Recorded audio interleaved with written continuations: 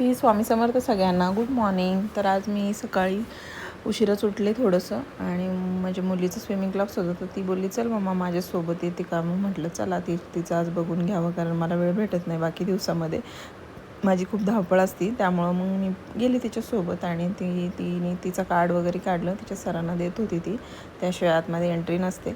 तर तिने कार्ड वगैरे दिलं आणि मग तिच्या बाबांनी तिला सगळं स्विमिंगचं सगळं घातलं. आणि त्यानंतर आज तिला डीप पाण्यात जायचं होतं तर ती थोडी घाबरतच होती. आज पहिल्यांदा ती डीप पाण्यात जाणार होती आणि नंतर मग तिच्या बाबांनी तिला पाण्यात टाकली तर छान गेली आतमध्ये. आम्हाला म्हणजे चांगलं वाटलं कारण तिकडे छोट्या पाण्यामध्ये घाबरत नव्हती पण इथे घाबरत होती. त्यानंतर मग आम्ही घरी गेलो. माझ्या भावाची मुलं माझ्यासोबत आली होती तर मग त्यांना म्हटलं चला डोसा करूयात म्हणून मग मी डोसा करायला घेतला. पीठ मी आयतच आणलं कारण करायला वेळ नव्हता मला. आणि त्यानंतर मग मी चटणी करून घेतली आणि त्याच एका साईडला बटाट्याची भाजी पण करून घेतली. त्यांना आवडती मुलांना आणि पटापटा त्यांना डोसे करून खायला देत होते गरम गरम. तर ती बघा ही दोघं माझ्या भावाची मुलं आहेत. तर हा एक छोटू आहे आणि हे दोघीजणी बसल्यात एकाच ताटात. त्यानंतर मग मी ही आंघोळीला गेले होते म्हणून मग ह्यांच्यासाठी करून घेतलं.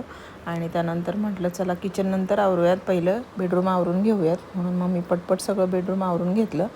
आणि कपड्या वगैरे घड्या घालायच्या होत्या, सगळ्या घड्या घालून घेतल्या. आणि त्यानंतर मग मी पटकन बेड वगैरे आवरून झाडून घेतलं. आज इतका रिलॅक्स डे आहे ना, खूप छान वाटतं. संडे म्हटलं तर मंडे आला की परत टेन्शन असं असतं रोज आमचं संडेचं रुटीन. आणि त्यानंतर झाडून वगैरे घेतलं, बेडरूम वगैरे सगळं क्लीन करून घेतलं आणि सगळं झाडून घेतलं. केरच काढला नव्हता मी काल कारण काल मला उशीर झाला घरी यायला, बाहेर गेली असल्यामुळे. म्हटलं आता सगळं पटपट झाडून करून घ्यावं. आणि नंतर केर वगैरे काढला आणि किचनमध्ये गेले. किचनमध्ये बघा किती पसारा होता. मला एवढा कंटाळा येतो ना भांडे घासायचा, खूप कंटाळा येतो मला. स्वयंपाक कितीही लोकांचा द्या मला काही प्रॉब्लेम नाही पण भांडे म्हटलं ना मला खूप कंटाळा येतो. आणि पटकन मग किचन आवरून घेतलं आणि भांडे घासून घेतले.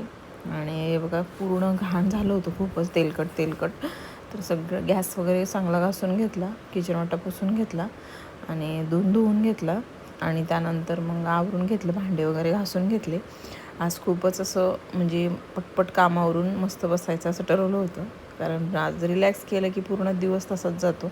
त्यानंतर मग मी आंघोळीला गेली आवरून आणि आंघोळ करून आले. मग रोजचं रुटीन आंघोळ झाली की देवपूजा करणे.